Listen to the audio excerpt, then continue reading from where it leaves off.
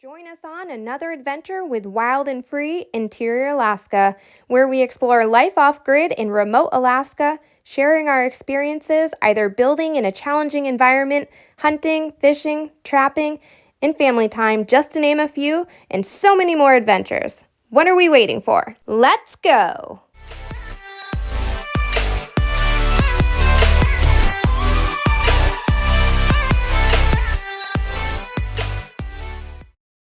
In this episode, I stay home with the boys because they were feeling a little bit under the weather. So that means my husband came out here and he brought along his dad, who, if you watched the earlier episodes, he helped build this, but he hasn't been out here in winter. So let's see what they're up to.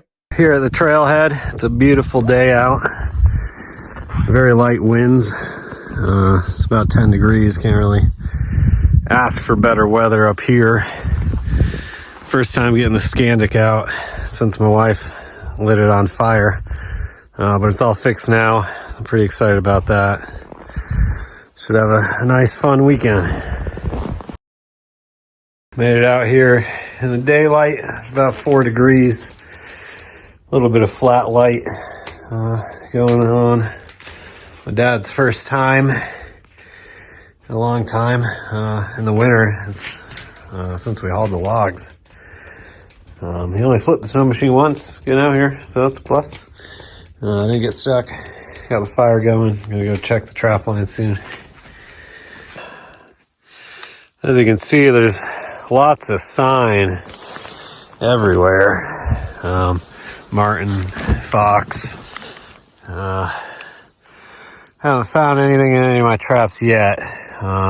Caribou season closed yesterday. And they made it seem like the caribou were going to be everywhere out here, and that's why they closed it yesterday, but I haven't seen a caribou. I'm hoping that the caribou bring wolves back with them, and I can get some wolves on the trap line. But I'd be happy with a lynx or a fox. I'd be really happy with a wolverine, but that's incredibly rare. But we'll see what we get. One other thing I wanted to point out while I'm down here, it is dead silent. You cannot get this kind of peace and silence in a lot of places. I'm going to be quiet here for a second. I know it's not going to be the same on the YouTubes, but it's just perfect.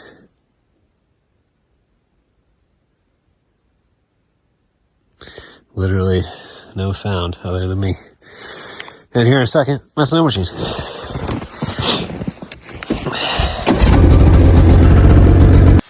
Man, it doesn't get closer than that. I am fairly certain I have a trap there. And you can see something walked right on it. Let me get a stick and see if I do in fact have a trap here. I think I do. I don't know if there's too much snow. I am fairly dang certain. Yeah, I do. And it got covered in snow. I didn't put wax paper on these because I was an idiot.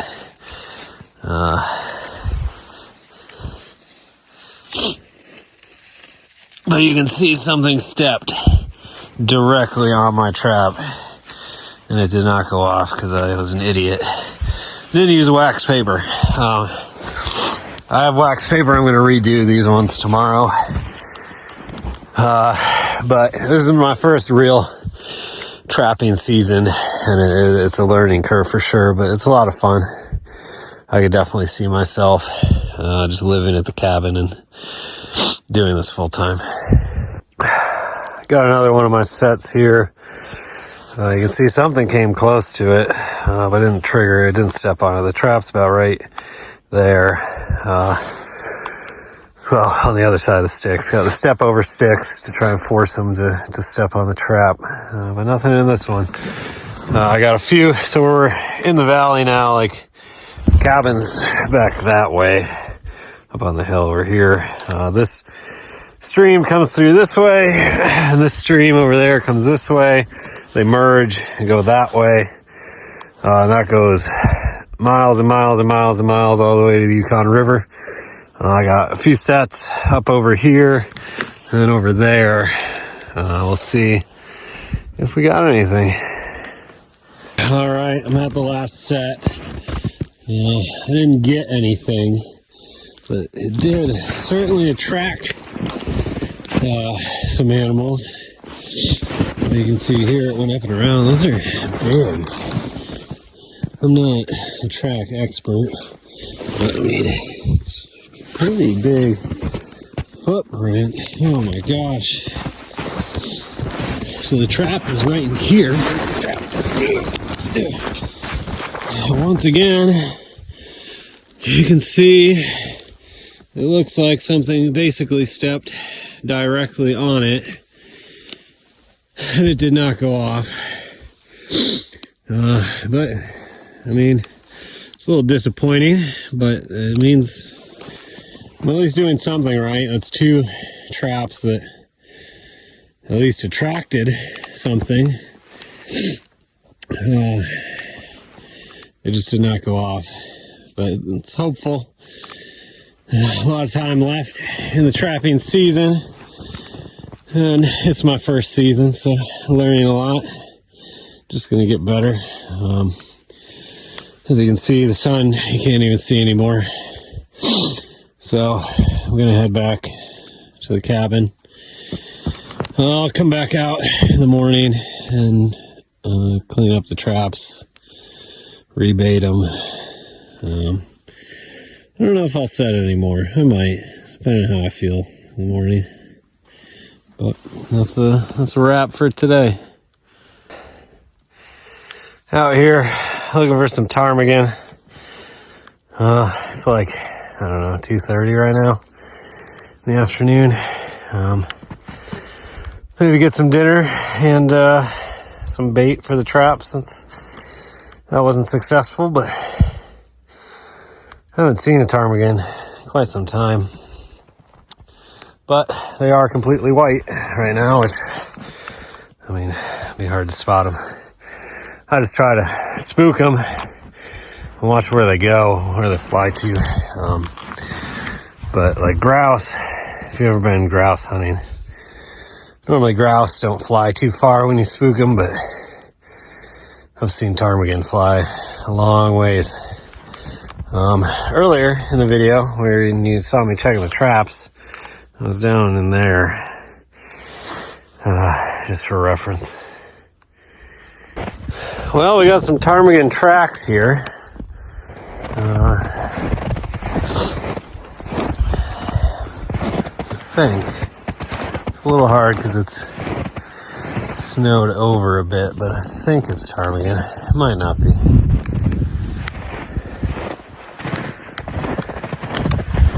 Maybe. Actually, I don't think it is. No. It might be a martin. I think it's a martin. Well, well, that's interesting. Let's look at this. So whatever it was came over here. No, it is a ptarmigan. I think, well, it landed here and then walked that way, I think. That's my guess. Then we got more over here. Let's see what this is. Yeah, you can see it does look like the 3-foot ptarmigan right there. Keep riding around, see what we find. Got some fairly fresh ptarmigan doo-doo here. They like to hang out in these rocks. That's why they're called rock ptarmigan. There could be one right here, and we'd never know unless it moves. So it looks like all these little snowballs. They do have kind of like the black tail. A lot of times you can't see that until it's in flight, but trying. You can see the tracks here too. Sun's gonna be gone soon. I want to at least get up over to that rock. see what's over there. You can see the way we go home is, you know, whoop, up that. The trail back is around this way and then up that hill. But I don't see any here. If I had more time and was in better shape and maybe had snowshoes, I'd walk on down to there, but I don't really feel like doing that right now. Alright, I'm out here resetting some of the traps, rebaiting, reluring them. Everyone can make fun of my sets in the comments, that's fine.